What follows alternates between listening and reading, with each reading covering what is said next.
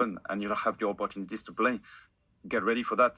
And I think they are training well so far. So I hope they will be ready for these fixtures. So 3 in 7 days, Benno, as Nick has just said, and there will be changes because that's just the sensible thing to do.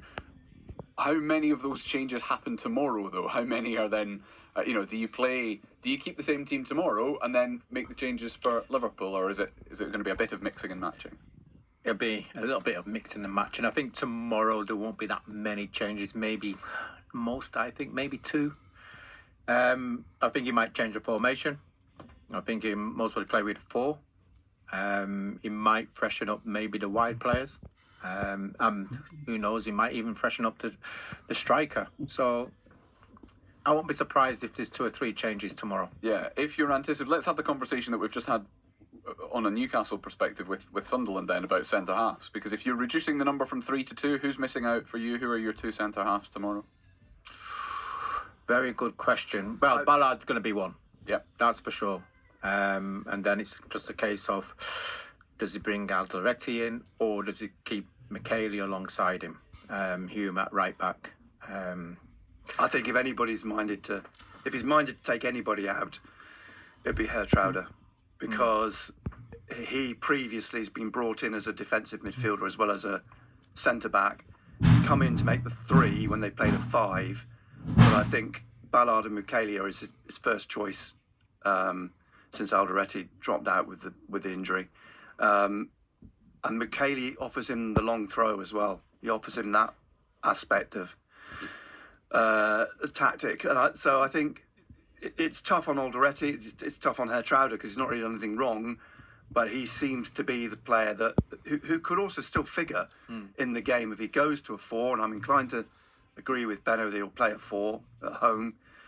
Hertrauder will undoubtedly, I think, be involved later in the game. He brings him on, he uses him. He makes those tactical switches after an hour or so. Tends to bring Talby on, tends to bring Broby on, takes Isidore off. He has talked yesterday about, at some point, maybe playing 4-4-2. But I think, ultimately, tomorrow, he's got to be attack-minded. He's got to try and win the game against Bournemouth at home. I think he'll go with a 4. I think, like Benno, he might make 1 or 2 changes, minded to rest a couple of players for Liverpool on Wednesday night. It's difficult. It's hard to, because nobody's really done anything much wrong. Although he has got the fallback of saying, look, it didn't go 100% right at Fulham. So do I point fingers? It's tough because nobody did much wrong at Fulham, just the manner of the way the game went. But I think tomorrow we'll see. Having had 3 games with it naming an unchanged 11. Yeah. It's very unusual to go 4 games, I think, without making a change at home as well, because the 5 has tended to serve him well away from home, but he adopted it at home against Arsenal because it was Arsenal. So I think there will be 1 or 2 changes. Is that your thinking as well, Gary, as to why it would be and should be a back 4, because it's a home game rather than because it's Bournemouth specifically? It's a home game, and I think especially after last week, I think, when you look at him going forward, we didn't really create much going forward, and I think that was a major issue for Sunderland last week. And he's going to be looking at this game, especially at home to Bournemouth. If you can get over the line, it'll be a good result. And then you're looking at the next 2 games. You got Manchester City and Liverpool. You're not going to go toe to toe with him. What you're going to do is mostly set yourselves up to frustrate him. And that's where I think, obviously, you're going to get 1 or 2 of the players who have been on the bench who's going to come in. But just to, because I'm well aware how much we've talked about back 4 and back 5 this week, but it sounds like Liverpool and Manchester City are games that suit a back 5. So is there an argument, well, why stick 1 different formation in between those? Why not have the consistency of playing with a back 5 if you know you're going to go back to it on Wednesday night?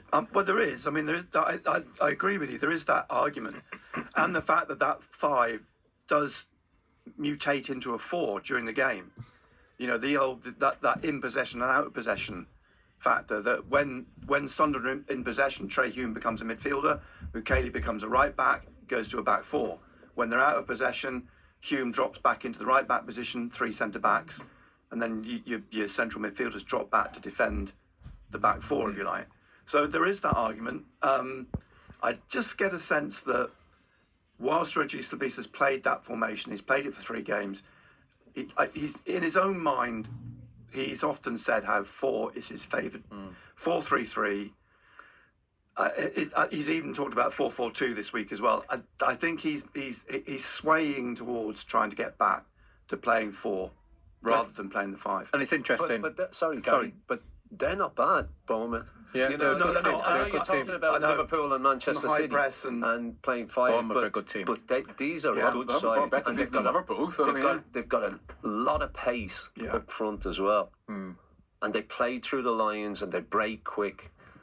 You know, so yeah, It's interesting. It's fascinating. I mean, especially when you look back over the last maybe 2 or 3 games, you know, and again you look at, we go back to Chelsea,